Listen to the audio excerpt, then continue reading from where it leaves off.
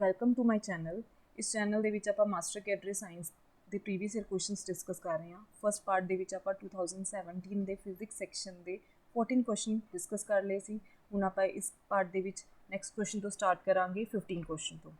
15 question ਕੀ ਹੈ? One beam of coherent light travels path P1 in arriving at point Q and another coherent beam travels path P2 ਅਰਾਈਵਿੰਗ at the same point. ਇਹ question ਆਪਣਾ optics ਦੇ ਵਿੱਚੋਂ ਹੈ, ਠੀਕ ਹੈ, ਯੰਗਸ ਡਬਲ ਸਲਿਟ ਐਕਸਪੈਰੀਮੈਂਟ ਦੇ ਵਿੱਚੋਂ ਹੈ, ਠੀਕ ਹੈ। ਇਹਦੇ ਵਿੱਚ ਕੀ ਸਿਚੁਏਸ਼ਨ ਹੈ? ਦੋ ਲਾਈਟਸ ਨੇ P1 P2 ਪਾਥ ਕਵਰ ਕਰ ਰਹੀਆਂ ਨੇ। ਇਹਦਾ ਆਪਾਂ ਐਕਸਪੈਰੀਮੈਂਟਲ ਸੈਟਅਪ ਜਾਂ ਦੇਖ ਲੈਂਦੇ ਹਾਂ, ਠੀਕ ਹੈ। ਇਹਦੇ ਵਿੱਚ ਕੀ, ਜਿਵੇਂ ਆ ਦੋ ਸਲਿਟਸ ਨੇ, ਸਪੋਜ਼ ਇਹ ਸੋਰਸ ਆਫ ਲਾਈਟ ਹੈਗੀ ਹੈ ਆਪਣੇ ਕੋਲ, ਇੱਥੋਂ ਆਪਣੇ ਕੋਲ ਲਾਈਟ ਜਾ ਰਹੀ ਹੈ। ਫਸਟ ਸਪੋਜ਼ ਕਰ ਲਓ P1 ਪਾਥ ਕਵਰ ਕਰ ਰਹੀ ਹੈ ਅਤੇ Q ਪੁਆਇੰਟ 'ਤੇ ਅਰਾਈਵ ਕਰ ਰਹੀ ਹੈ। ਇਹਦੇ ਵਿੱਚ ਵੀ ਸੇਮ ਉੱਦਾਂ ਹੀ ਹੈ। ਸਿਚੁਏਸ਼ਨ ਡਿਸਕਸ ਕਰਦੇ ਹਾਂ ਆਪਾਂ। ਇਹ P2 ਸੈਕਿੰਡ ਸਲਿਟ 'ਚੋਂ ਜਿਹੜੀ ਲਾਈਟ ਹੈ ਉਹ P2 ਪਾਥ ਕਵਰ ਕਰ ਰਹੀ ਹੈ, ਠੀਕ ਹੈ। ਸੇਮ ਪੁਆਇੰਟ 'ਤੇ ਉਹ ਅਰਾਈਵ ਕਰ ਰਹੇ ਨੇ, ਠੀਕ ਹੈ। ਹੁਣ ਜਦੋਂ ਆਪਾਂ ਅਗਰ ਡਾਇਗਰਾਮ 'ਚ ਦੇਖੀਏ ਤਾਂ ਜਦੋਂ ਕਰਸਟ ਨਾਲ ਟਰਫ ਇੰਟਰਫੇਅਰ ਕਰ ਰਹੇ ਆ ਤਾਂ ਡਿਸਟਰਕਟਿਵ ਇੰਟਰਫੇਰੈਂਸ ਮਿਲ ਰਹੀ ਹੈ, ਮਤਲਬ ਡਾਰਕ ਮਤਲਬ ਮਿਨੀਮਾ ਮਿਲ ਰਿਹਾ ਆਪਣੇ ਕੋਲ, ਠੀਕ ਹੈ। ਇਹ ਪੈਟਰਨ ਦੇ ਵਿੱਚ ਇੰਟਰਫੇਰੈਂਸ ਪੈਟਰਨ ਦੇ ਵਿੱਚ ਆਪਣੇ ਕੋਲ ਮਿਨੀਮਾ ਬਣ ਰਿਹਾ ਸਕਰੀਨ ਦੇ ਉੱਪਰ। ਜਦੋਂ ਆਪਾਂ ਕੰਸਟਰਕਟਿਵ ਇੰਟਰਫੇਰੈਂਸ ਦੀ ਗੱਲ ਕਰ ਰਹੇ ਹਾਂ ਉਰੇ, ਕੰਸਟਰਕਟਿਵ ਇੰਟਰਫੇਰੈਂਸ ਮਤਲਬ ਕਰਸਟ ਨਾਲ ਕਰਸਟ ਇੰਟਰਫੇਅਰ ਕਰ ਰਿਹਾ ਤਾਂ ਆਪਣੇ ਕੋਲ ਕੀ ਕਰ ਰਿਹਾ, ਐਂਪਲੀਟਿਊਡ ਜਦੋਂ ਇੰਕਰੀਜ਼ ਕਰ ਜਾਂਦਾ ਤਾਂ ਆਪਣੇ ਕੋਲ ਬ੍ਰਾਈਟ ਮਤਲਬ ਮੈਕਸਿਮਾ ਅਚੀਵ ਹੋ ਰਿਹਾ ਸਕਰੀਨ ਦੇ ਉੱਪਰ, ਠੀਕ ਹੈ। ਤਾਂ ਕਿਊ ਪੁਆਇੰਟ ਦੇ ਉੱਪਰ ਮੈਕਸਿਮਾ ਵੀ ਬਣ ਸਕਦਾ, ਮਿਨੀਮਾ ਵੀ ਬਣ ਸਕਦਾ, ਡਿਪੈਂਡਿੰਗ ਅਪੋਨ ਇੰਟਰਫੇਰੈਂਸ ਕਿਹੜੀ ਹੋ ਰਹੀ ਹੈ। ਹੁਣ ਆਪਣੇ ਕੋਲ ਕੁਐਸਚਨ ਦੇ ਵਿੱਚ ਕੀ ਆ ਰਿਹਾ? If these two beams are to interfere destructively, ਮਤਲਬ ਆਪਣੇ ਕੋਲ ਡਿਸਟਰਕਟਿਵ ਵਾਲਾ ਕੇਸ ਹੈ। The path difference P1 - P2 must be equals to. ਹੁਣ ਅਗਰ ਇਹ ਦੋਨੋਂ ਅਲੱਗ-ਅਲੱਗ ਸਟੇਟਸ ਤੋਂ ਆ ਰਹੀਆਂ ਨੇ ਤਾਂ ਇਹਨਾਂ ਦੋਨਾਂ ਦਾ ਜਿਹੜਾ ਪਾਥ ਡਿਫਰੈਂਸ ਹੋਏਗਾ। ਤਾਂ ਇੱਥੇ ਆਪਣੇ ਕੋਲ ਡਾਇਗਰਾਮ 'ਚ ਆਪਾਂ ਦੇਖ ਸਕਦੇ ਹਾਂ ਕਿ ਇੱਦਾਂ ਦਾ ਕੁਛ ਪਾਥ ਡਿਫਰੈਂਸ ਇਹਨਾਂ ਦੇ ਵਿੱਚ ਹੋਏਗਾ ਬਿਕੋਜ਼ ਆਫ ਕਿ ਦੋਨੋਂ ਅਲੱਗ-ਅਲੱਗ ਡਿਸਟੈਂਸ ਟਰੈਵਲ ਕਰ ਰਹੀਆਂ ਨੇ। ਤਾਂ ਆਪਾਂ ਨੇ ਇਹਨਾਂ ਦਾ ਯੰਗਸ ਡਬਲ ਸਲਿਟ ਦੇ ਵਿੱਚ ਐਕਸਪ੍ਰੈਸ਼ਨ ਕੀਤਾ ਹੋਇਆ P1 - P2 ਦੋਨਾਂ ਦੇ ਕੇਸਿਸ ਦਾ ਹੀ ਆਪਾਂ ਡਿਸਕਸ ਕਰਾਂਗੇ, ਕਿਉਂਕਿ ਕੁਐਸਚਨ ਦੇ ਵਿੱਚ ਕੁਝ ਵੀ ਆ ਸਕਦਾ। ਕੰਸਟਰਕਟਿਵ ਵਾਸਤੇ P1 - P2 ਕਿੰਨਾ ਹੋਏਗਾ? n lambda. डिस्ट्रक्टिव वास्ते P1 - P2 की होएगा 2n - 1 λ/2 और की हो सकता है 2n + 1 λ/2। ਇੱਦਾਂ ਦਾ ਕੋਈ ਵੀ ਐਕਸਪ੍ਰੈਸ਼ਨ ਆਪਾਂ ਨੂੰ ਆਪਸ਼ਨ 'ਚ ਨਹੀਂ ਮਿਲ ਰਿਹਾ, ਮੀਨਸ ਇਹ ਵਰਡਸ ਦੀ ਫਾਰਮ ਦੇ ਵਿੱਚ ਐਕਸਪ੍ਰੈਸ਼ਨ ਲਿਖਿਆ ਹੋਇਆ। ਤਾਂ ਅਗਰ ਕੰਸਟਰਕਟਿਵ ਪੁੱਛਿਆ ਜਾਂਦਾ ਤਾਂ ਆਪਣੇ ਕੋਲ ਕੀ ਆਂਸਰ ਆਉਂਦਾ? n ਕੀ ਹੈ? ਹੋਲ ਨੰਬਰ ਹੈ। ਲੈਮਡਾ ਕੀ ਹੈ ਆਪਣੇ ਕੋਲ? Wave length. ਲੈਮਡਾ ਨੂੰ ਕੀ ਕਹਿੰਦੇ ਆਪਾਂ? Wavelength. ਤਾਂ ਇਹ ਹੋਲ ਨੰਬਰ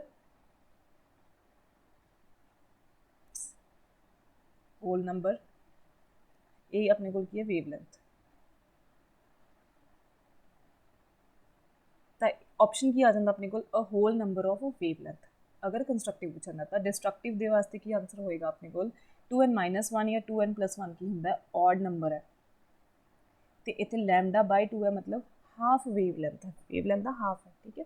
ਤਾਂ ਇਹ ਆਪਣੇ ਕੋਲ ਕੀ ਆ ਜਾਏਗਾ? ਇਹਦੇ ਵਿੱਚ ਔਡ ਵੀ ਹੈ ਤੇ ਹਾਫ ਵੇਵ ਲੈਂਥ ਹੈ। ਤਾਂ ਆਪਸ਼ਨ ਕੀ ਆ ਜਾਏਗਾ? An odd number of half wave length. So option A will be correct. Next question 16 question ਕਿ 2 light sources are said to be coherent if. ਇਹ ਆਪਣੇ ਕੋਲ ਕੰਡੀਸ਼ਨ ਪੁੱਛੀ ਹੋਈ ਹੈ ਕੋਹਰੈਂਟ ਵਾਸਤੇ ਕਿ ਦੋ ਲਾਈਟ ਸੋਰਸਿਸ ਕੋਹਰੈਂਟ ਕਦੋਂ ਹੋਣਗੀਆਂ। ਇਹ ਆਪਾਂ ਇੰਟਰਫੇਰੈਂਸ ਪੈਟਰਨ ਤੋਂ ਦੀ ਪਹਿਲੀ ਹੀ ਕੰਡੀਸ਼ਨ ਹੁੰਦੀ ਹੈ ਕਿ ਦੋ ਲਾਈਟ ਸੋਰਸਿਸ ਜਿਹੜੀਆਂ ਨੇ ਉਹ ਕੋਹਰੈਂਟ ਹੋਣੇ ਚਾਹੀਦੇ ਨੇ, ਤਾਂ ਹੀ ਆਪਣੇ ਕੋਲ ਸਸਟੇਨੇਬਲ ਅਤੇ ਕਲੀਅਰ ਇੰਟਰਫੇਰੈਂਸ ਪੈਟਰਨ ਫੋਰਮ ਹੋਣਗੇ। ਤਾਂ ਉਹਦੀਆਂ ਦੋ ਕੰਡੀਸ਼ਨਸ ਹੁੰਦੀਆਂ ਨੇ ਕੋਹਰੈਂਟ ਦੀਆਂ ਕਿ ਸੇਮ ਫਰੀਕੁਐਂਸੀ ਹੋਣੀ ਚਾਹੀਦੀ ਹੈ ਦੋਨੋਂ ਸੋਰਸਿਸ ਦੀ। ਸੇਮ ਫਰੀਕੁਐਂਸੀ ਅਗਰ ਆਪਾਂ ਦੇਖੀਏ 3 ਆਪਸ਼ਨ ਦੇ ਵਿੱਚ ਆ ਰਹੀ ਹੈ, ਠੀਕ ਹੈ, ਬਟ ਉਹ ਫੁਲਫਿਲ ਨਹੀਂ ਹੋ ਰਹੀ ਜਦੋਂ ਤੱਕ ਨੈਕਸਟ ਨਹੀਂ ਪਤਾ ਲੱਗਦਾ। ਨੈਕਸਟ ਕੀ ਹੁੰਦੀ ਹੈ? Maintain a constant phase difference. ਉਹਨਾਂ ਦੋਨਾਂ ਦੇ ਵਿਚਕਾਰ ਫੇਜ਼ ਡਿਫਰੈਂਸ ਵੀ ਕਾਂਸਟੈਂਟ ਮੇਨਟੇਨ ਹੋਣਾ ਚਾਹੀਦਾ ਜਦੋਂ ਤੱਕ ਆਪਾਂ ਨੂੰ ਇੰਟਰਫੇਰੈਂਸ ਪੈਟਰਨ ਨਹੀਂ ਮਿਲਦਾ। ਤਾਂ we will go with the option B, or of same frequency maintain a constant phase difference. ਇਹ ਆਪਣੇ ਕੋਲ ਸੇਮ ਐਂਪਲੀਟਿਊਡ ਹੈ, ਇਹ ਗਲਤ ਹੈ। ਫਰੀਕੁਐਂਸੀ ਦੀ ਜਗ੍ਹਾ 'ਤੇ ਹੋਰ ਕੀ ਆ ਸਕਦਾ ਸੀ? ਉਰੇ ਵੇਵ ਲੈਂਥ ਵੀ ਆ ਸਕਦੀ ਸੀ, ਠੀਕ ਹੈ, ਆਪਸ਼ਨ ਦੇ ਵਿੱਚ। ਸੋ option B will be correct. Next question A diffraction grating has 4000 lines per centimeter। ਇਹ ਆਪਟਿਕਸ ਦੇ ਵਿੱਚੋਂ ਕੁਐਸਚਨ ਹੈ। ਡਾਇਫ੍ਰੈਕਸ਼ਨ ਗ੍ਰੇਟਿੰਗ ਐਕਸਪੈਰੀਮੈਂਟ ਦੇ ਵਿੱਚ ਆਪਣੇ ਕੋਲ ਯੰਗਸ ਡਬਲ ਸਲਿਟ ਦੇ ਵਿੱਚ ਆਪਾਂ ਦੋ ਸਲਿਟਸ ਲੈਂਦੇ ਹਾਂ। ਡਾਇਫ੍ਰੈਕਸ਼ਨ ਗ੍ਰੇਟਿੰਗ ਦੇ ਵਿੱਚ ਬਹੁਤ ਸਾਰੀਆਂ ਸਲਿਟਸ ਹੁੰਦੀਆਂ ਨੇ, ਉਹਦੇ ਗਿਵਨ ਹੀ ਹੈ 4000 ਲਾਈਨਸ ਪਰ ਸੈਂਟੀਮੀਟਰ। ਤਾਂ ਜਿਵੇਂ ਕਿ ਆਪਾਂ ਡਾਇਫ੍ਰੈਕਸ਼ਨ ਗ੍ਰੇਟਿੰਗ ਐਕਸਪੈਰੀਮੈਂਟ ਦਾ ਸੈਟਅਪ ਦੇਖੀਏ ਤਾਂ ਆਪਣੇ ਕੋਲ ਇਹ ਗ੍ਰੇਟਿੰਗ ਹੈ, ਇਹਦੇ ਵਿੱਚੋਂ ਲਾਈਟ ਪਾਸ ਕਰ ਰਹੀ ਹੈ, ਕਨਵੈਕਸ ਲੈਂਸ ਯੂਜ਼ ਕਰ ਰਹੇ ਹਾਂ ਟੂ ਕਨਵਰਟ ਦ ਲਾਈਟ, ਠੀਕ ਹੈ। अपने को स्क्रीन के उपर आउटपुट मिलता है। डॉट्स की फॉर्म के अपना रिकॉल करते हैं कि डॉट्स की फॉर्म के अपने को लाइट मिलती है मैक्सिमा मिनीमा, ठीक है, जिथे लाइट नहीं होंगी आप उसको मिनीमा बोल दें। Angle between central maxima and third order maxima, वो एंगल की है 36, जिमें कि वो थीटा शो किया ही होया। अगर आप सेंटर मैक्सिमा मनीए तो थर्ड नंबर पर है ना, तो इन्होंने दोनों के विचकार एंगल कितना है 36 डिग्री आपको गिवन है। What is the wave length of light, तो आप डायफ्रैक्शन क्रिएटिंग एक्सपैरीमेंट तो लाइट की वेव लेंथ फाइंड कर सकते हैं कि लाइट जी है लाइट सोर्स आप मतलब किस लैमडा का लाइट सोर्स अपने यूज़ किया हुआ, ठीक है।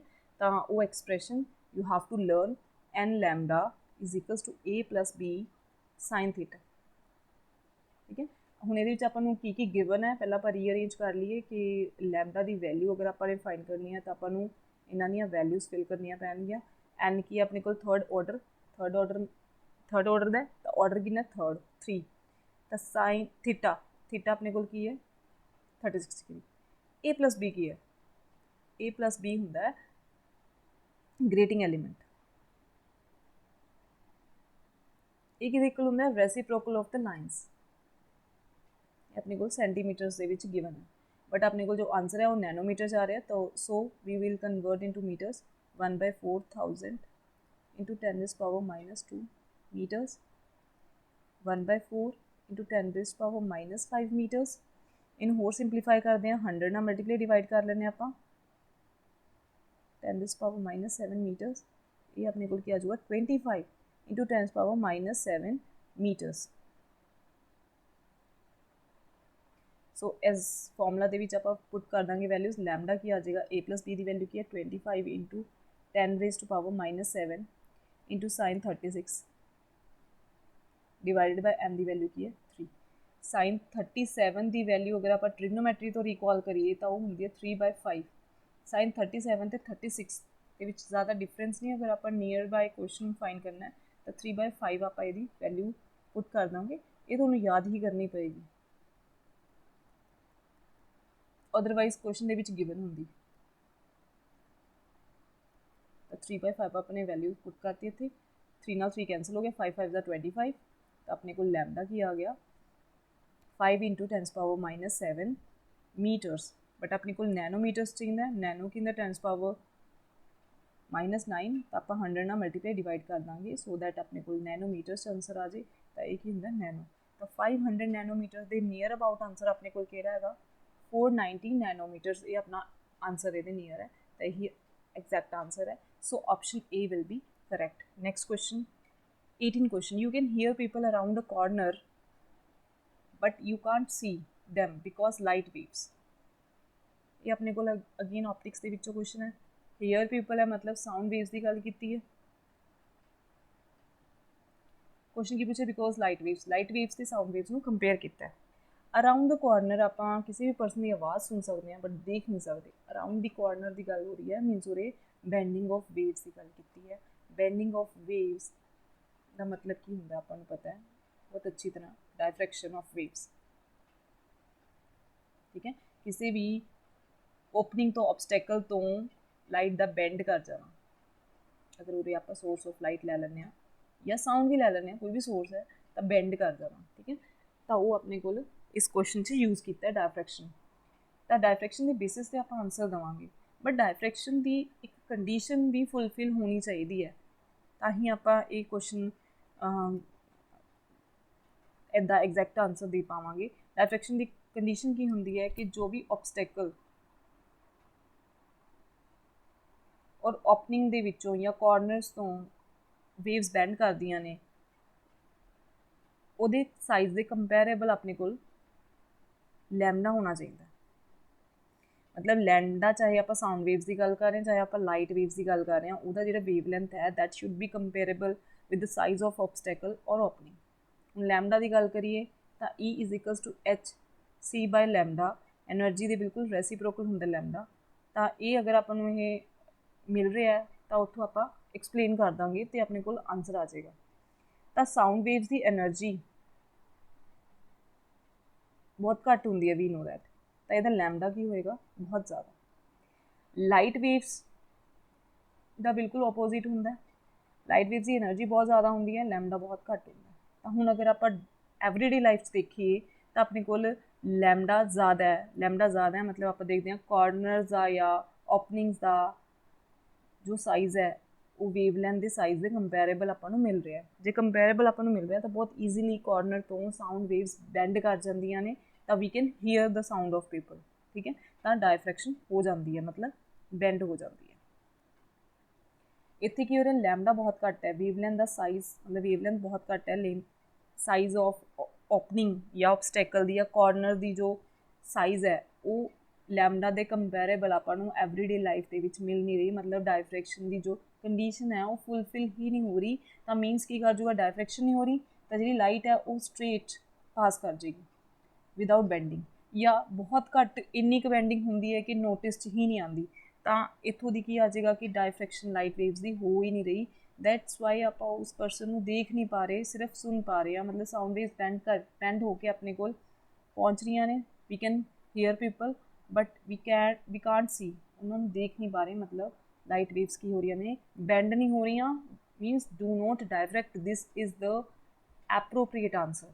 ਸੋ option A will be correct. ਇਸ 'ਤੇ ਕਿਉਂ ਜ਼ਿਆਦਾ ਸਟ੍ਰੈਸ ਦੇ ਰਹੇ ਹਾਂ, ਬਿਕੋਜ਼ ਆਪਾਂ ਨੇ ਬਹੁਤ ਅੱਛੀ ਤਰ੍ਹਾਂ ਡਾਇਫਰੈਕਸ਼ਨ ਪੜ੍ਹੀ ਹੋਈ ਹੈ ਲਾਈਟ ਵੇਵਸ ਦੀ, ਬਟ ਇਸ ਕੇਸ ਦੇ ਵਿੱਚ ਡਾਇਫਰੈਕਸ਼ਨ ਨੋਟਿਸੇਬਲ ਨਹੀਂ ਹੈ। So we will go with the A option, do not ਡਾਇਫਰੈਕਟ।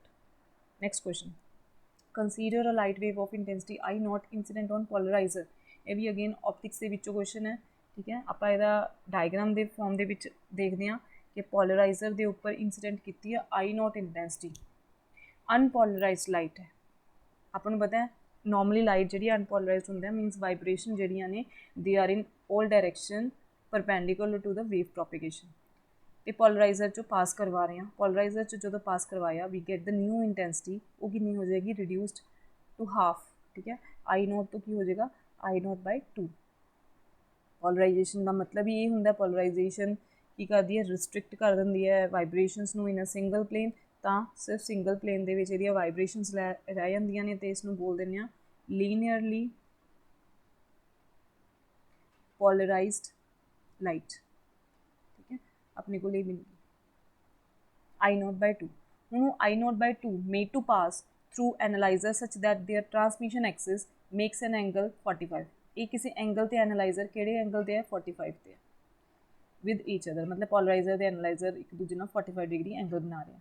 What will be the intensity of light coming out of the analyzer. ਕਿਹੜੀ ਇੰਟੈਂਸਿਟੀ, ਡਾਇਗਰਾਮ ਦੇ ਵਿੱਚ ਹੀ ਆਪਣੇ ਕੋਲ ਕਲੀਅਰ ਹੋ ਰਿਹਾ ਹੈ ਕਿ I ਡਬਲ ਡੈਸ਼ ਕੀ ਆ ਰਿਹਾ, I naught by 2 cos square theta. ਇਹ ਆਪਣੇ ਕੋਲ ਕੀ ਹੈ, intensity of light coming out ਹੈ। ਇਹ ਆਪਾਂ ਦੇਖਦੇ ਹਾਂ ਕਿ ਕਿਸ ਲਾਅ ਨੇ ਦਿੱਤਾ ਸੀ, ਥੋੜ੍ਹਾ ਜਿਹਾ ਡਿਸਕਸ ਕਰਦੇ ਹਾਂ। ਇਹ ਮੈਲਸ ਲਾਅ ਦੇ ਅਕੋਰਡਿੰਗ ਇਹ ਆਪਣੇ ਕੋਲ ਐਕਸਪ੍ਰੈਸ਼ਨ ਹੈ ਕਿ ਇੰਟੈਂਸਿਟੀ ਮਤਲਬ ਡਬਲ ਡੈਸ਼ ਜਿਹੜੀ ਆਪਣੇ ਕੋਲ ਆ ਰਹੀ ਹੈ that is I naught by 2 cos square theta. ਤਾਂ ਥੋੜ੍ਹਾ ਜਿਹਾ ਡਿਫਾਈਨ ਕਰ ਰਹੀ ਹਾਂ ਕਿ ਮੈਲਸ ਲਾਅ ਅਪਲਾਈ ਹੀ ਉਦੋਂ ਹੁੰਦਾ ਜਦੋਂ ਐਨਾਲਾਈਜ਼ਰ ਦੇ ਉੱਪਰ ਲੀਨੀਅਰਲੀ ਪੋਲਰਾਈਜ਼ਡ ਲਾਈਟ ਇੰਸੀਡੈਂਟ ਕਰਦੀ ਹੈ। ਦੈਟਸ ਵਾਈ ਆਪਾਂ ਨੇ ਇੰਟੈਂਸਿਟੀ I ਨੋਟ ਨਾ ਲੈ ਕੇ ਆਪਾਂ ਨੇ ਕੀ ਲਿੱਤੀ ਆ, I ਨੋਟ ਬਾਈ 2 ਜੋ ਇੰਸੀਡੈਂਟ ਕਰ ਰਹੀ ਹੈ ਇਹਦੇ ਉੱਪਰ, ਐਨਾਲਾਈਜ਼ਰ ਦੇ ਉੱਪਰ, ਠੀਕ ਹੈ। ਇੱਥੇ ਸਟੂਡੈਂਟਸ ਜ਼ਿਆਦਾਤਰ ਗਲਤੀ ਕਰ ਜਾਂਦੇ ਨੇ ਉਹ ਕਿ ਇੰਸੀਡੈਂਟ ਲਾਈਟ ਜੋ ਇਨੀਸ਼ੀਅਲੀ I ਨੋਟ ਹੈ ਉਸਨੂੰ ਫਿਲ ਕਰ ਦਿੰਦੇ, ਬਟ ਨੋ, ਇੱਥੇ ਲੀਨੀਅਰਲੀ ਪੋਲਰਾਈਜ਼ਡ ਲਾਈਟ ਇੰਸੀਡੈਂਟ ਕਰਦੀ ਹੈ। ਤਾਂ ਨਾਓ ਪੁੱਟ ਦ ਵੈਲਿਊਜ਼, cos square ਥੀਟਾ ਦੀ ਵੈਲਿਊ ਕਿੰਨੀ ਹੈ 45, I ਨੋਟ ਬਾਈ 2 cos 45 ਹੁੰਦਾ 1 ਬਾਈ रूट 2 ਦਾ ਹੋਲ ਸਕੇਅਰ ਆ ਜਾਏਗਾ, I naught by 2 into 1 by 2, ਆਪਣੇ ਕੋਲ ਆਂਸਰ ਕਿੰਨਾ ਆ ਜਾਏਗਾ I naught by 4। So option B will be correct. Next question, if 20th question ki if I cap is a unit vector along east, J is unit vector along south, what is the unit vector along south east? Directions भी draw कर लेने हैं। East ਦੇ along ਆਪਣੇ ਕੋਲ I cap है, south ਦੇ along ਕੀ ਹੈ J कैप है। ਵਿਜ਼ੂਅਲਾਈਜ਼ ਕਰਕੇ ਥੋੜਾ ਜਿਹਾ ਈਜ਼ੀ ਹੋ ਜਾਂਦਾ ਹੈ।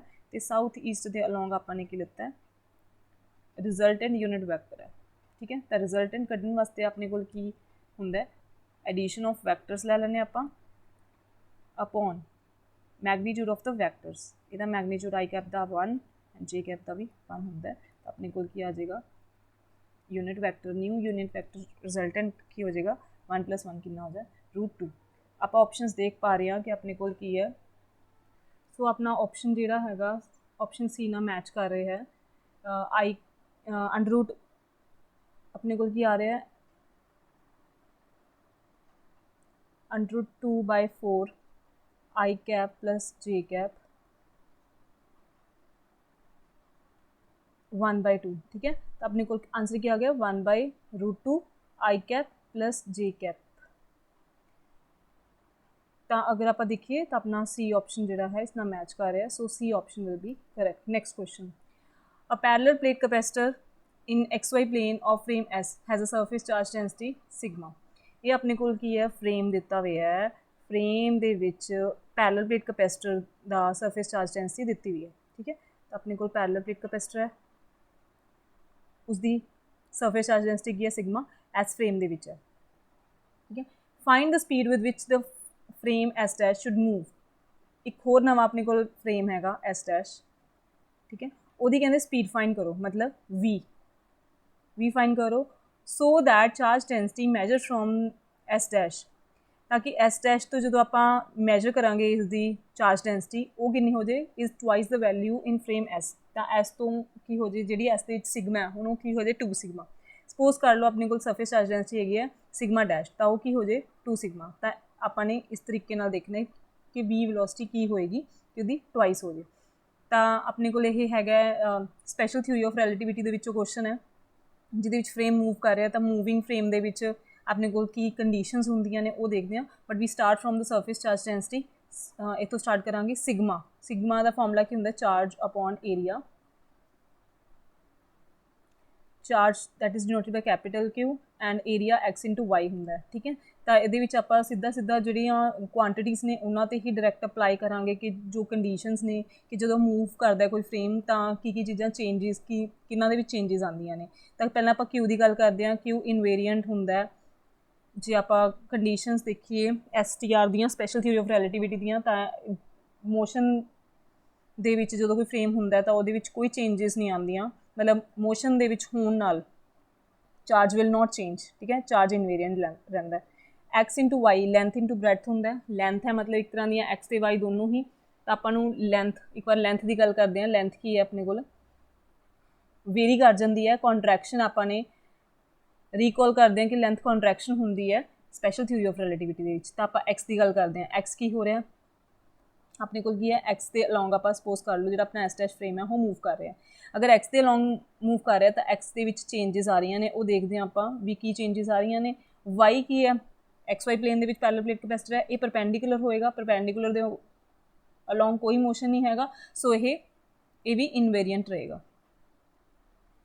तो X के विच की चेंज आता है वो आप लेंथ के नाल देखते हैं। लेंथ का आपको फॉर्मूला रिकॉल करना पएगा कि जी अपनी न्यू लेंथ है that will be original length √1 minus V² by C²। ये अपने को हैगा लेंथ कॉन्ट्रैक्शन का फॉर्मूला, ये ही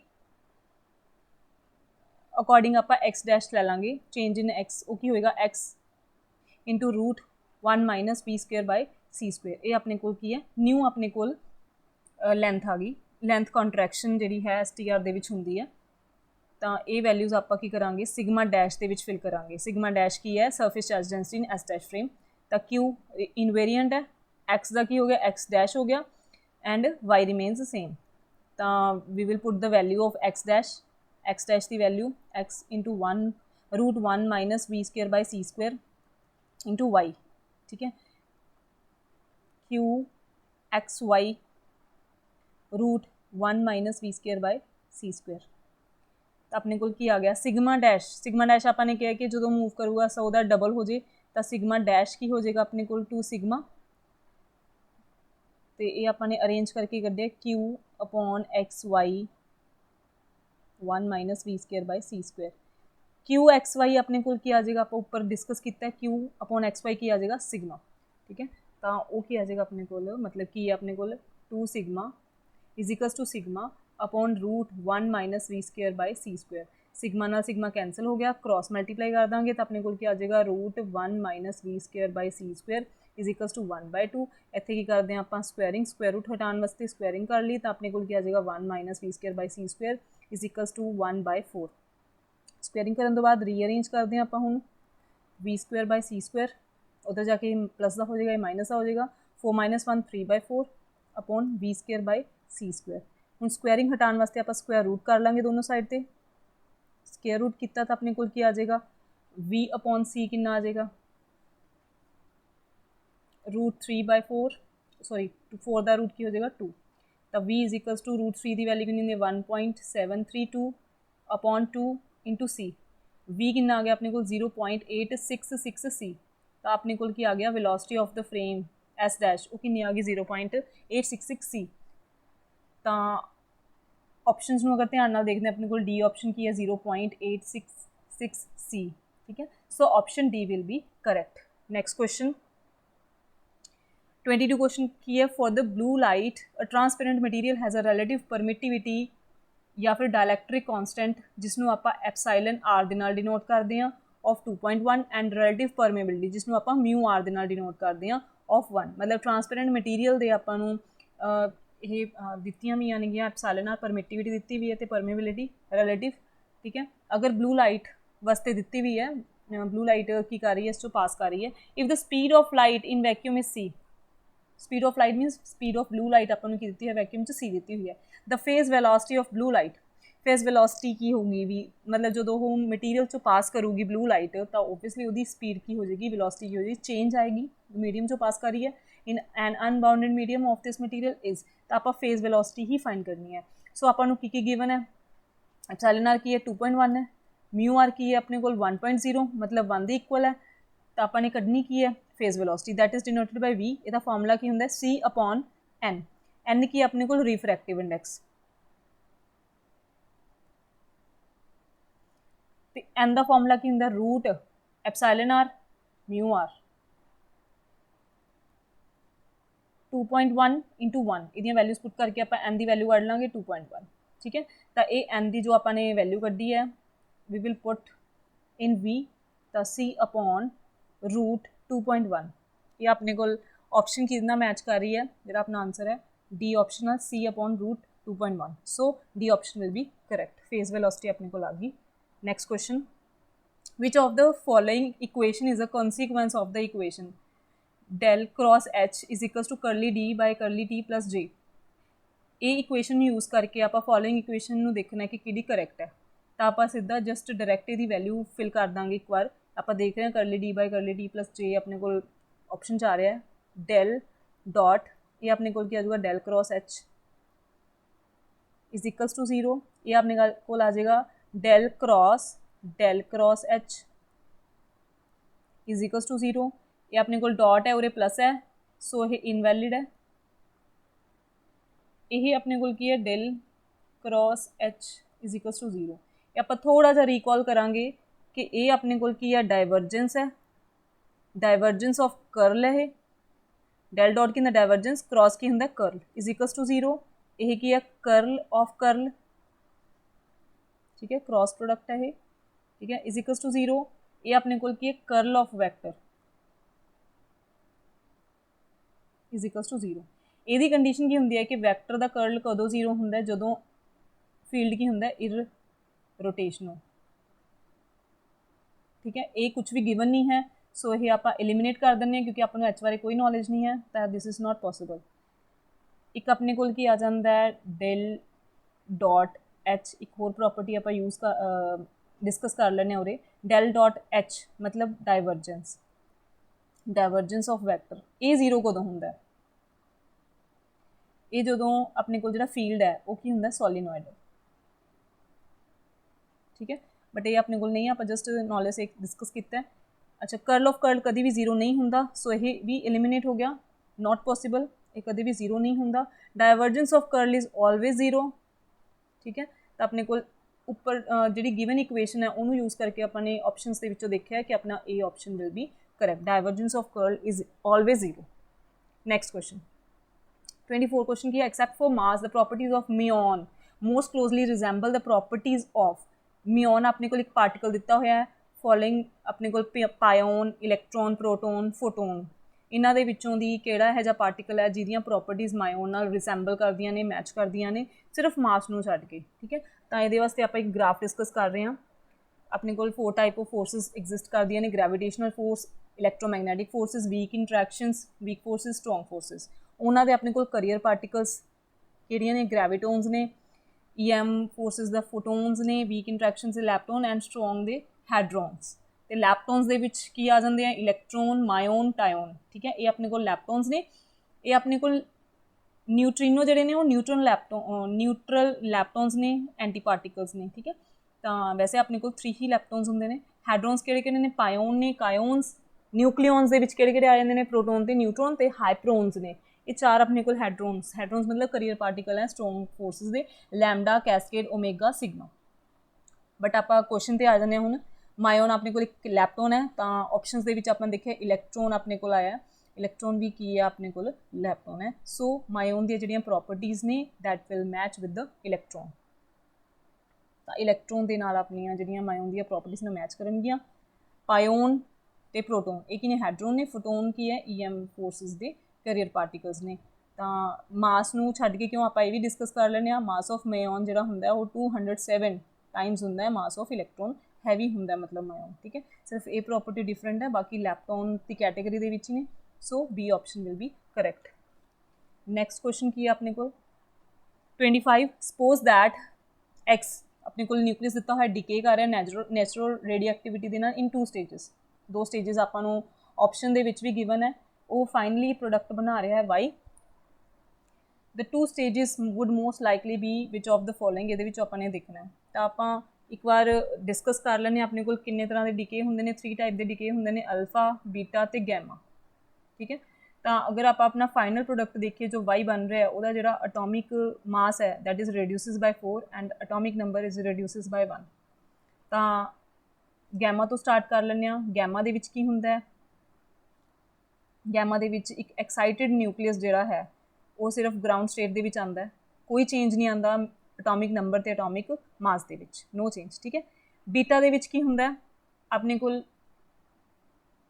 ਕੋਈ ਨਿਊਕਲੀਅਸ ਹੈ ਜਦੋਂ ਬੀਟਾ ਮਿਸ਼ਨ ਹੁੰਦੀ ਹੈ ਤਾਂ ਉਹਦੇ ਵਿੱਚ ਅਟੋਮਿਕ ਮਾਸ ਸੇਮ ਰਹਿੰਦਾ ਤੇ ਅਟੋਮਿਕ ਨੰਬਰ ਦੇ ਵਿੱਚ ਕੀ ਹੁੰਦਾ ਅਟੋਮਿਕ ਨੰਬਰ ਦੇ ਵਿੱਚ ਜਾਂ ਤਾਂ ਅਟੋਮਿਕ ਨੰਬਰ ਮਾਈਨਸ ਹੋ ਜਾਂਦਾ ਜਾਂ ਅਟੋਮਿਕ ਨੰਬਰ ਦੇ ਵਿੱਚ 1 ਪਲੱਸ ਹੋ ਜਾਂਦਾ ਠੀਕ ਹੈ ਇਹ ਆਪਣੇ ਕੋਲ ਬੀਟਾ ਅਮੀਸ਼ਨ ਦੇ ਵਿੱਚ 2 ਪੋਸੀਬਿਲਿਟੀਜ਼ ਨੇ ਤੇ ਅਲਫਾ ਮਿਸ਼ਨ ਦੇ ਵਿੱਚ ਕੀ ਹੁੰਦਾ ਕਿ ਜੋ ਉਹਦਾ ਅਟੋਮਿਕ ਮਾਸ ਹੈ that is reduces by 4 sorry ਇੱਥੇ ਵਾਈ ਆਏਗਾ ਕਿਉਂਕਿ ਆਪਣਾ ਇੱਕ ਨਵਾਂ ਨਿਊਕਲੀਅਸ ਆਪਣੇ ਕੋਲ ਮਿਲ ਗਿਆ ਹੈ ਤਾਂ ਇਸ ਦੀ ਜਗ੍ਹਾ ਤੇ ਕੀ ਆ ਜਾਏਗਾ ਵਾਈ ਏ z -1 ਔਰ z +1 ਠੀਕ ਹੈ ਇਹ 2 ਕੇਸਿਸ ਆ ਮੇਰੇ ਕੋਲ ਤਾਂ ਅਲਫਾ ਦੇ ਵਿੱਚ ਕੀ ਹੁੰਦਾ ਹੈ reduces by 4 atomic number is reduces by 2 but ਅਗਰ ਆਪਾਂ ਇਸ ਨੂੰ ਕੰਪੇਅਰ ਕਰੀਏ ਆਪਣੇ ਗਿਵਨ ਨਾਲ ਤਾਂ ਅਟੋਮਿਕ ਮਾਸ ਤਾਂ ਰਿਡਿਊਸ ਬਾਈ 4 ਹੋ ਰਿਹਾ ਬਟ ਅਟੋਮਿਕ ਨੰਬਰ ਜਿਹੜਾ ਹੈਗਾ ਉਹ ਰਿਡਿਊਸਿਸ ਬਾਈ 1 ਹੈ ਤਾਂ ਮੀਨਸ ਕੁਛ ਨਾ ਕੁਛ ਅਮੀਸ਼ਨ ਹੋਏਗੀ ਹੋਰ ਪਾਰਟੀਕਲ ਦੀ ਠੀਕ ਹੈ ਤਾਂ ਆਪਾਂ ਸੈਕੰਡ ਸਟੇਜ ਤੋਂ ਡਿਸਕਸ ਕਰਦੇ ਹਾਂ ਗੈਮਾ ਅਮੀਸ਼ਨ ਪੋਸੀਬਲ ਨਹੀਂ ਹੈ ਤਾਂ ਇਹ ਐਲੀਮੀਨੇਟ ਹੋ ਗਿਆ ਐਲਫਾ ਅਮੀਸ਼ਨ ਹਮੇਸ਼ਾ ਇਕੱਲਾ ਹੀ ਅਮੀਸ਼ਨ ਹੁੰਦੀ ਹੈ ਐਲਫਾ ਅਮੀਸ਼ਨ ਦੀ ਤਾਂ ਇਹ ਵੀ ਪੋਸੀਬਲ ਨਹੀਂ ਹੈ ਮਤਲਬ ਵਿਦ ਨਿਊਟ੍ਰਿਨੋ ਨੋ ਠੀਕ ਹੈ ਮਤਲਬ ਕੋਈ ਵੀ ਇਹਨੂੰ ਨਾਲ ਪਾਰਟੀਕਲ ਨਹੀਂ ਚਾਹੀਦਾ ਅਮੀਸ਼ਨ ਦੇ ਨਾਲ ਸਿਰਫ ਆਪਣੇ ਕੋਲ 2 ਜਿਹੜੇ ਆਪਸ਼ਨਸ ਰਹਿ ਗਏ ਏ ਐਂਡ ਬੀ ਇਹਦੇ ਵਿੱਚ ਅਲਫਾ ਅਮੀਸ਼ਨ ਹੈ ਤੇ ਫਸਟ ਸਟੇਜ ਦੇ ਵਿੱਚ ਦੇਖਦੇ ਹਾਂ ਬੀਟਾ ਪੋਜ਼ਿਟਿਵ ਅਮੀਸ਼ਨ ਹੈ with an antineutrino beta negative emission ਹੈ ਵਿਦ ਐਨ ਵਿਦ ਐਨ ਨਿਊਟ੍ਰਿਨੋ ਠੀਕ ਹੈ ਤਾਂ ਆਪਾਂ ਡਿਸਕਸ ਪਹਿਲਾਂ ਹੀ ਕਰ ਚੁੱਕੇ ਹਾਂ ਕਿ ਬੀਟਾ ਦੇ ਕੇਸਿਸ ਦੇ ਵਿੱਚ ਜਦੋਂ ਬੀਟਾ ਡਿਕੇ ਹੁੰਦਾ ਹੈ ਜਾਂ ਤਾਂ ਅਟੋਮਿਕ ਨੰਬਰ ਡਿਕਰੀਜ਼ ਕਰਦਾ ਹੈ ਜਾਂ ਅਟੋਮਿਕ ਨੰਬਰ ਇਨਕਰੀਜ਼ ਕਰ ਜਾਂਦਾ ਹੈ ਤਾਂ ਆਪਾਂ ਨੂੰ ਕੀ ਚਾਹੀਦਾ ਫਾਈਨਲ ਪ੍ਰੋਡਕਟ ਕੀ ਚਾਹੀਦਾ ਡਿਕਰੀਜ਼ ਚਾਹੀਦਾ 1 ਨਾਲ ਠੀਕ ਹੈ ਤਾਂ ਅਲਫਾ ਅਮੀਸ਼ਨ ਤਾਂ ਹੋ ਹੀ ਰਿਹਾ ਤਾਂ we will go with the beta negative ਨਾਲ ਕਿੱਦਾਂ ਐਕਸ ਆਪਣੇ ਕੋਲ ਕੀ ਹੈ ਜਦੋਂ ਇਹ ਬੀਟਾ ਨੈਗੇਟਿਵ ਐਮਿਟ ਕਰੇਗਾ ਮਤਲਬ ਆਪਣੇ ਕੋਲ ਸਪੋਜ਼ ਕਰ ਲਓ ਇੰਟਰਮੀਡੀਏਟ ਜਿਹੜਾ ਨਿਊਕਲੀਅਸ ਹੈ that is P A remain same Z will increase by 1 electron beta negative ਕੀ ਹੁੰਦਾ ਇਲੈਕਟ੍ਰੋਨ ਐਮਿਸ਼ਨ ਹੈ ਲੈਪਟੋਨ ਨੰਬਰ ਨੂੰ ਕੰਜ਼ਰਵ ਕਰਨ ਵਾਸਤੇ ਇਹਦੇ ਨਾਲ ਇੱਕ ਪਾਰਟੀਕਲ ਐਮਿਟ ਹੁੰਦਾ ਦੈਟ ਇਜ਼ ਐਂਟੀ ਨਿਊਟ੍ਰਿਨੋ ਉਸ ਤੋਂ ਬਾਅਦ ਆਪਣੇ ਕੋਲ ਵਾਈ ਬਣ ਜਾਂਦਾ ਹੈ ਅਲਫਾ ਐਮਿਸ਼ਨ ਤੋਂ ਬਾਅਦ ਤਾਂ ਉਹਦੇ ਵਿੱਚ atomic mass that is decreases by 4 and atomic number that is decreases by 2 ਤਾਂ ਆਪਣੇ ਕੋਲ ਕੀ ਆ ਜਾਂਦਾ ਹੈ ਵਾਈ ਵਿਲ ਬੀ a -4 ਤੇ z -1 ਆਪਣੇ ਕੋਲ ਫਾਈਨਲ ਪ੍ਰੋਡਕਟ ਬਣ ਗਿਆ ਅਲਫਾ ਐਮਿਟ ਕਰਕੇ ਠੀਕ ਹੈ ਇਹ ਆਪਣੇ ਕੋਲ ਅਲਫਾ ਹੈ ਇਹ ਆਪਣੇ ਕੋਲ ਬੀਟਾ ਪਾਰਟੀਕਲ ਤੇ ਇਹ ਆਪਣੇ ਕੋਲ ਕੀ ਆ ਜਾਂਦਾ ਹੈ ਐਂਟੀ ਨਿਊਟ੍ਰਿਨੋ ਤਾਂ ਲੈਪਟੋਨ ਨੰਬਰ ਨੂੰ ਕੰਜ਼ਰਵ ਕਰਨ ਵਾਸਤੇ ਇਹ ਚੀਜ਼ ਆਉਂਦੀ ਹੈ ਬਟ ਬੀਟਾ ਪੋਜ਼ਿਟਿਵ ਕੀ ਹੈ ਬੀਟਾ ਪੋਜ਼ਿਟਿਵ ਕੀ ਹੈ ਪੋਜ਼ਿਟਰੋਨ ਹੈ इस केस दे विच की हुंदा जिहड़ा एटॉमिक नंबर है दैट इज़ डिक्रीजेस बाय 1 ਤਾਂ ਕਰਕੇ ਆਪਾਂ ਇਸ ਨੂੰ ਨਹੀਂ ਲੈ ਰਹੇ ਇਹਦੇ ਨਾਲ ਇੱਕ ਪਾਰਟੀਕਲ ਅਮਿਟ ਹੁੰਦਾ ਲੈਪਟੋਨ ਅਗੇਨ ਲੈਪਟੋਨ ਨੰਬਰ ਕੰਜ਼ਰਵ ਕਰਨ ਵਾਸਤੇ ਨਿਊਟ੍ਰੀਨੋ ਇਹ ਨੌਲੇਜ ਵਾਸਤੇ ਆਪਾਂ ਡਿਸਕਸ ਕਰ ਰਹੇ ਹਾਂ Z-1 मतलब Z डिक्रीज़ कर जाता अगर ये -1 हो जाता फर्दर अल्फा डिके भी डिक्रीज़ कर दिंदा तो अपने को रिजल्ट के -3 मिल जाता जो कि अपनी रिक्वायरमेंट नहीं सी so we will go with the beta negative so option A will be correct next question 26 the energy levels of the hydrogen atom are given in terms of principal quantum number n and positive constant a by the expression ਆਪਾਂ ਨੂੰ ਪਤਾ ਹੈ hydrogen atom ਦੇ energy level diagram ਬਾਰੇ knowledge ਹੈ ਤੇ ਆਪਾਂ ਨੂੰ ਪਤਾ ਡਿਫਰੈਂਟ એનર્ਜੀ ਲੈਵਲ ਦੀ ਜਿਹੜੀ એનર્ਜੀ ਹੈ that is given by the expression En is equals to -13.6 upon n square electron volt ਦੇ ਵਿੱਚ ਹੁੰਦੀ ਹੈ ਇਹ ਹੈ ਨਾ ਤੇ ਇਹ ਐਕਸਪ੍ਰੈਸ਼ਨ ਆਪਾਂ ਨੇ n ਦੀ ਫਾਰਮ 'ਚ ਤਾਂ ਲੈ ਲਿਆ ਬਟ ਇਹਨਾਂ ਨੇ ਪੋਜ਼ਿਟਿਵ ਕੌਂਸਟੈਂਟ a ਵੀ ਕਿਹਾ ਤਾਂ ਉਰੇ ਕੀ ਹੋਏਗਾ ਮਾਈਨਸ ਤਾਂ ਐਜ਼ ਇਟ ਇਜ਼ ਰਹੇਗਾ 13.6 ਦੀ ਜਗ੍ਹਾ ਤੇ ਆਪਾਂ ਕੀ ਲਿਖ ਦਾਂਗੇ a n square ਠੀਕ ਹੈ ਤਾਂ ਇਹ a ਦੀ a ਤੇ n ਦੀ ਫਾਰਮ ਦੇ ਵਿੱਚ ਆਪਣੇ ਕੋਲ ਐਕਸਪ੍ਰੈਸ਼ਨ ਫਾਰਮ ਹੋ ਗਿਆ ਇਹ ਹੈਗਾ C option so C option will be correct different n ਦੀਆਂ ਵੈਲਿਊਜ਼ ਵਾਸਤੇ ਆਪਾਂ ਡਿਫਰੈਂਟ ਲੈਵਲਸ ਦੇ ਜਿਹੜੇ એનર્ਜੀਜ਼ ਨੇ ਉਹ फाइंड कर लाँगे next question 27 the positive kaon has a rest mass of kaon आपने पिछे डिस्कस किया हैड्रोन होंगे ने carrier particle of the strong forces has a rest mass of 494 mega electron volt by C square whereas the proton has a rest mass of 938 mega electron volt by C square ये अपने को की rest mass दिता हुआ है ठीक है if a kaon has a total energy that is equal to the proton rest mass energy ये अपन एक कंडीशन गिवन है तो आप फाइंड करना है स्पीड ऑफ द कायोन किस स्पीड नाल जिहड़ा है कायोन मूव करेगा मोस्ट नीयरली आपने आंसर फाइंड कर लेना है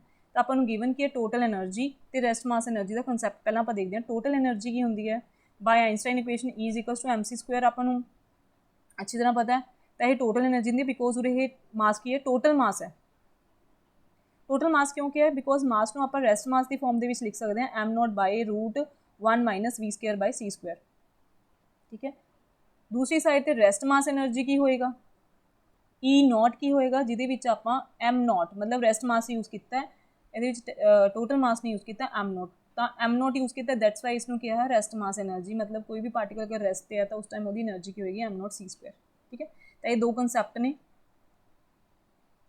तो आपां नूं गिवन भी की है अपने को total energy of kaon is equals to rest mass energy of rest mass suppose कर लो प्रोटोन का m0 p है एंड C स्क्वेयर ठीक है ये अपने को की है प्रोटोन वास्ते है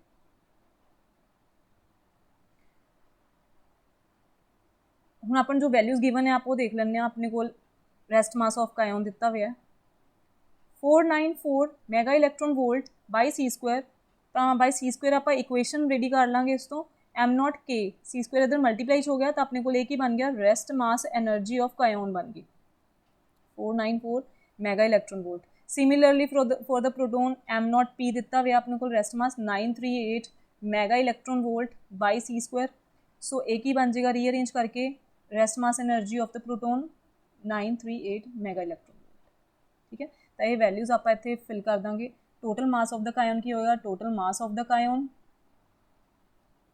total mass of the kayon into C square m0 p C square total mass of the kayon नू rest mass दी form च लिख लांगे m0 k by √1 - v square by C square into C square m0 p C square m0 k C square अपने given है अपन आप arrange करके find कर लिया 9494 √1 - v square by C square ये अपन इसकी वैल्यू अपने पुट कर ली तो now we will fill the rest mass energy of the proton that is 938 जो आप इनू रीअरेंज करांगे 494 divided by 938 is equals to √1 - v square by C square ठीक है तो जो आप इसनू कैंसल करांगे this will not cancel but 494 का डबल की होंदा 988 ठीक है तो यह ऑलमोस्ट डबल दे वैल्यू है तो आप नीयरली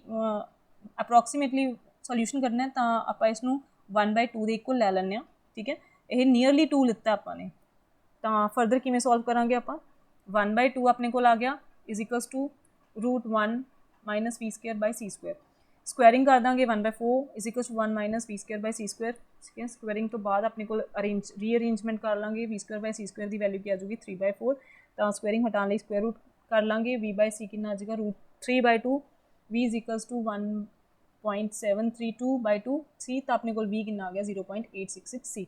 ये नीयरली अपने वैल्यू कड्डी है क्योंकि ये जरा है अपने को 494 जरा है एग्जैक्ट इतने कट नहीं होएगा, तो 1/2 अपने अप्रॉक्स वैल्यू लीती है, ठीक है। तो देख पा रहे हैं कि जो डी है अपने को 0.85c, मतलब अपने को 0.866c आंसर आ रहा है, तो नीयरली अपने को जी स्पीड ऑफ कायोन है वो कितनी आ गई 0.85c आ गई। So D option will be correct. Next question 28 question की, charge particle is release from the rest तो रिलीज किया है in a region where there is a constant electric field and constant magnetic field. एक charge particle है जो अपने rest तो release किया है, रेस्ट तो मतलब v इज इक्वल्स टू 0 है, तो कांस्टेंट इलैक्ट्रिक फील्ड ते मैग्नेटिक फील्ड दे which if two fields are parallel, ये आपां नूं दिता होया है कि इलैक्ट्रिक फील्ड ते मैग्नेटिक फील्ड किने पैरेलल ने। The path of the particle, दोनों का इफैक्ट की होएगा पार्टिकल का पाथ डिसाइड करने दे विच, ओहदा स्ट्रेट लाइन होएगा, सर्कल होएगा, हैलिक्स होएगा या साइक्लॉइड होएगा, ठीक है। तो आप कंडीशन ये लै लैने कि v इज इक्वल्स टू 0, कोई चार्ज पार्टिकल है, ठीक है, क्यू है, मूव कर रहे हैं, तो दोनों का इफैक्ट की होएगा, तो दोनों के इफैक्ट के अंडर आप पता है आपू लॉरेंस फोर्स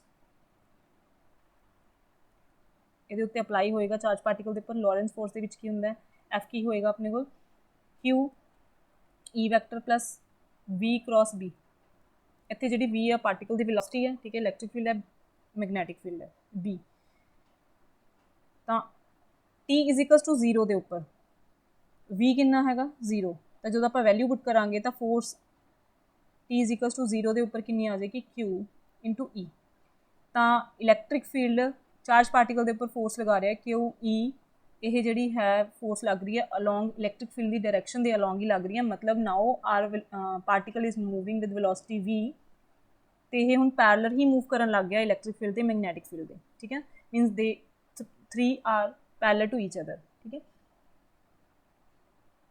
हुण की करना है आपां एट एनी टाइम टी के उपर v is parallel to b, ठीक है। अगर ये दोनों पैरेलल है तो v क्रॉस b कितना होंदा v b sine theta, sine कितना हैगा दोनों के विचकार पैरेलल होने करके 0, तो क्रॉस कितना हो गया 0, तो हुण Lawrence force at any time T के उपर कितना होएगा क्यू ई, ये अपने को की आ जाएगा 0 आ जाएगा। सो लॉरेंस फोर्स कितनी आ गया अपने को f t is equals to q e, again अपने को इलैक्ट्रिक फील्ड कितनी फोर्स लगा रहे चार्ज पार्टिकल के उपर क्यू ई, तो ये इसनूं की करता है एक्चुअल च स्ट्रेट लाइन दे विच मूव करवांदा है, तो path of the particle will be straight line. Magnetic field का कोई इफैक्ट नहीं हो रहा because of starting from the rest and then moving parallel to the magnetic field, so option A will be correct. Next question 29 question की है the hypothesis that an electron possess spin, एक hypothesis है कि electron के कोल spin होंदी है, but ये spin होने नाल आपां बहुत सारे टॉपिक जिहड़े ने एक्सप्लेन करते हैं significantly for the explanation of the all the following topics accept सिर्फ एक जो टॉपिक है गिवन टॉपिक्स के विचों एक्सप्लेन नहीं होंदा on the basis of electron spin, तो वो देखने है किहड़ा 1 बाय 1 सारे डिस्कस करते हैं आप। स्ट्रक्चर ऑफ पीरियोडिक टेबल आपको पता है पीरियोडिक टेबल की जी स्ट्रक्चर है on the basis of electronic configuration आपने बनाई हुई है, तो वो जी है पॉलीज एक्सक्लूजन प्रिंसीपल ने इलैक्ट्रॉनिक कॉन्फिगरेशन दसी सी, तो पॉलीज एक्सक्लूजन प्रिंसीपल ने की कहा सीगा कि कोई भी दो जो इलैक्ट्रॉन ने वो सेम क्वांटम नंबर दे एक सेम शैल दे विच या ऑर्बिटल दे विच नहीं आ सकते, ठीक है। तो स्पिन अप तो स्पिन डाउन दे आपां जो भी एक ऑर्बिटल दे विच ऐड करते हैं, स्पिन अप तो स्पिन डाउन का ऐड करते हैं, तो इलैक्ट्रॉन की कॉन्फिगरेशन जी है decided by Pauli's exclusion principle on the basis of spin के बेसिस से आपने अरेंज किया सी, तो हैंस जी पीरियोडिक टेबल की स्ट्रक्चर है that is explain on the basis of electron spin. Specific heat of metals जो है आपको पता है कंडेंस मैटर फिजिक्स का टॉपिक है, डिबाई आइंसटाइन कर्व जी है specific heat of metals explain की सी उन्होंने, तो उन्होंने एक होर